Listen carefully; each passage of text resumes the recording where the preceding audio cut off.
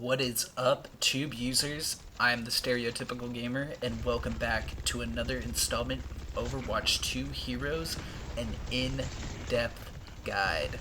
Today, we are taking a look at one of the most broken heroes in the game, in my opinion, Mauga. Let's jump right into things and talk about his passive ability. Mauga's passive ability is Berserker. This passive allows Mauga to gain overhealth for every critical damage made on an enemy. Each critical shot will convert 50% of the damage into overhealth, up to a maximum of 150 HP. After 2 seconds, the overhealth will start decaying at a rate of 5 health per second. Dealing more critical damage to an enemy will reset this timer, however. A couple things to note about this passive is dealing damage to an enemy with secondary fire to enemies that are caught on fire will count towards this overhealth. Also, enemies caught within the center radius of his Overrun ability will count towards his overhealth as well, but we'll get into those abilities in a little bit. Let's move on and talk about his primary fire. Mauga's primary fire is Incendiary Chain Gun. This is a hit scan weapon that deals 4 to 1.2 damage to enemies depending on the range. The fall-off range for this weapon starts at 30 meters and reaches its minimum damage at 40 meters. Mauga's primary and secondary fires share the same ammo pool, so he can use the 300 ammo for his primary, secondary, or both at the same time, depending on the situation. After shooting an enemy with 10 shots, the target will become ignited and take an extra 15 damage a second for 2 seconds. One important thing to note is most enemy objects cannot be ignited except for Torp's turret for some reason. Now, let's go over Mauga's secondary fire. Mauga's secondary fire is a volatile chain gun. The secondary fire is basically the same as his primary fire, but does not ignite enemies after 10 shots. Instead, dealing damage to ignited enemies with this weapon will automatically deal critical damage and count towards Mauga's passive ability. Ignited targets can be shot anywhere on their body to deal critical damage, and dealing damage to the head of ignited enemies does not deal extra damage. An interesting thing to note about this secondary fire is that Mauga doesn't have to be the one to ignite the target in order to gain his passive. Both Ash's Dynamite and Torp's Molten Core will ignite enemies, which count towards Mauga's passive. One important thing to note about this passive and secondary fire is that it will not deal critical damage to an enemy Orisa if she uses Fortify while ignited. Now, let's move on and talk about his first ability. Mauga's first ability is Overrun. During this ability, Mauga charges forward, dealing 25 damage to enemies in his way. Then, at the end of his charge, Mauga leaps into the air and slams back down to the ground, dealing area of effect damage to enemies within range. The radius of the area of effect damage is 7.2 meters. Enemies caught within that take 45 damage. Enemies caught within the inner radius of 2.5 meters take 90 damage and are stunned for 0.5 seconds. The damage of the inner radius counts as critical damage towards Mauga's passive overhealth. During his charge, Mauga takes 50% less damage and cannot be crowd controlled in any way. A couple things to note about this ability is it can be cancelled by pressing the ability button again. He can also use his leap earlier than usual by pressing the jump button while he is charging. Barriers can also block the damage from his leap ability. Now, let's move on and talk about Mauga's next ability. Mauga's second ability is Cardiac Overdrive. While this ability is active, Mauga and any allies within 10.5 meters of Mauga take 30% less damage and convert 60% of their damage into healing. Allies have to be in line of sight in order to gain this buff, and barriers do not count towards line of sight. This ability lasts for 5 seconds, and the cooldown starts once the ability ends. One important thing to note about this ability is the healing from this ability does not count towards ult charge for Mauga. Speaking of ult charge, let's dive right in and talk about his ultimate ability. Mauga's ultimate ability is Cage Fight.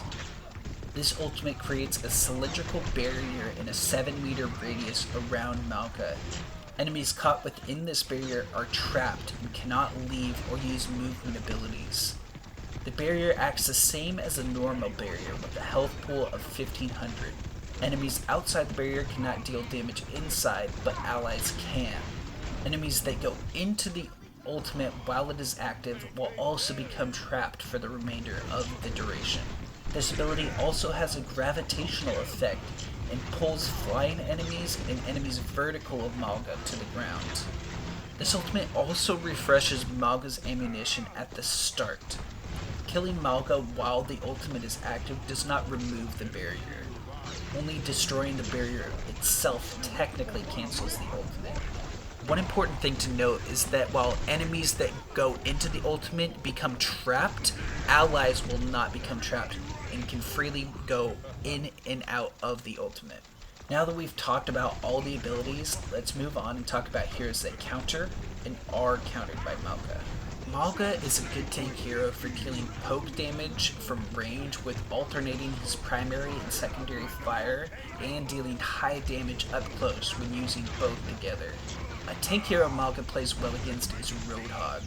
Mauga can pretty easily farm damage on Roadhogs thanks to his large hitbox, and even though Roadhog usually is pretty deadly up close, Mauga has enough sustainability and damage to outlast an enemy Roadhog up close most of the time.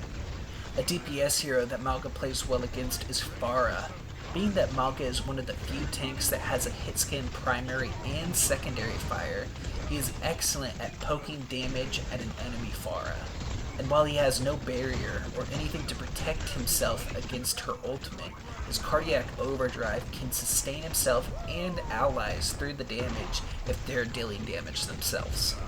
Finally, a support hero Mauga plays well against is Moira. Moira needs to be somewhat close to deal damage to enemies and close to her allies to heal them effectively, which puts her in the hot seat for Mauga's line of fire.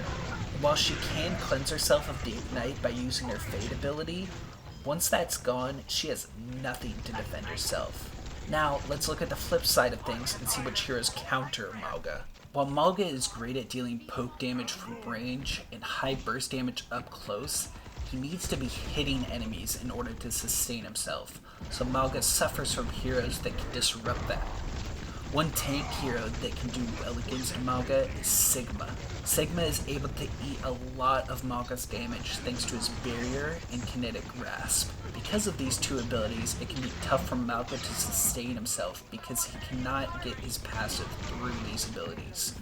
Plus, Sigma is arguably better at dealing poke damage from range compared to Mauga.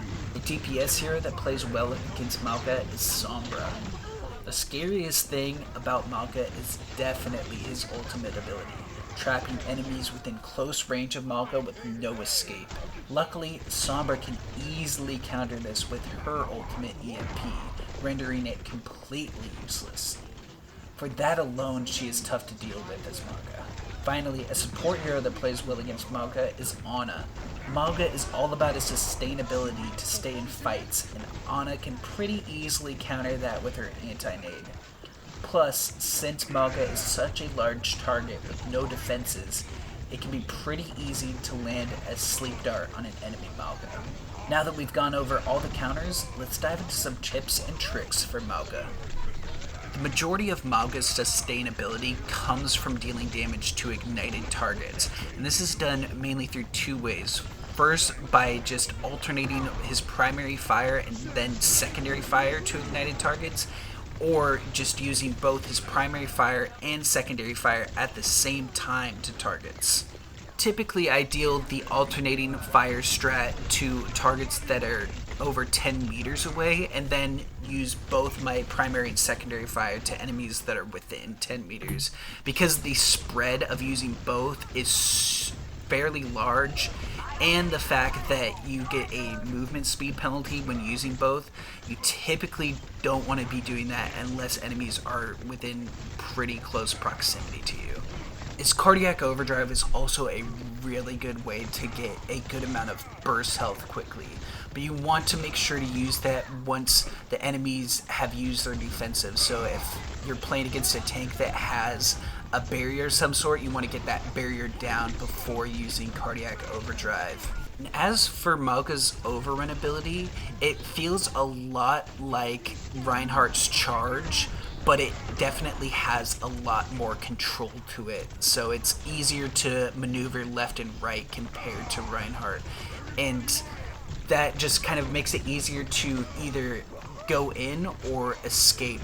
And you know, I don't really, especially even with Reinhardt, I don't like to charge into fights without there being backup. So I usually use it as a escape tool, and it is really good just because you can go left and right around corners, even 90-degree corners, fairly easily.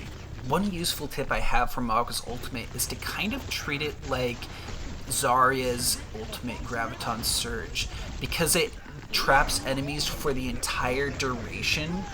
Even if Mauga dies, unless they break down the barrier, it can be a really effective tool at just trapping enemies in a location. So like pushing into their spawn and trapping them within their spawn while your allies are pushing the payload or controlling the point is a really good way to just hold enemies in place for a sustainable amount of time.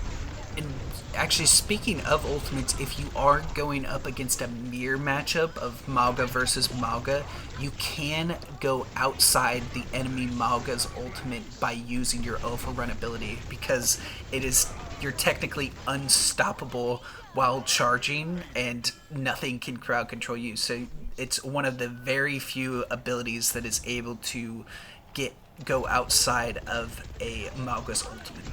Basically, how his alternating fire strat works is you want to fire enough to ignite a target with your left click, and then start using your right click on enemies that are ignited. And then but you want to switch back briefly, just to keep that ignite going, because after 2 seconds of not dealing your left click to enemies, they'll become unignited, as it were. And so you want to keep that up for as long as possible. You can also do that by just kind of quickly holding down both and hoping that you get a couple of hits in on an enemy, even if they're out of that range. So it can be a really good tool to just keep an enemy burning and keep the critical strikes for your passive going. And because Mauga doesn't really have a defensive, I mean, he has one defensive ability that has a fairly long cooldown, you really need to be playing to cover most of the time.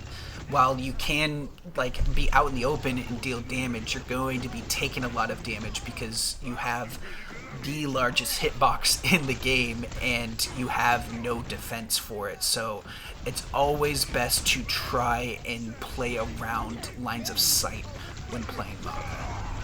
That's all the tips and tricks I have for you today. Unfortunately, I don't have that many because, again, this is one of my least played heroes because he's so brand new. So there's still a lot to learn about this hero, and I'm excited to learn, you know.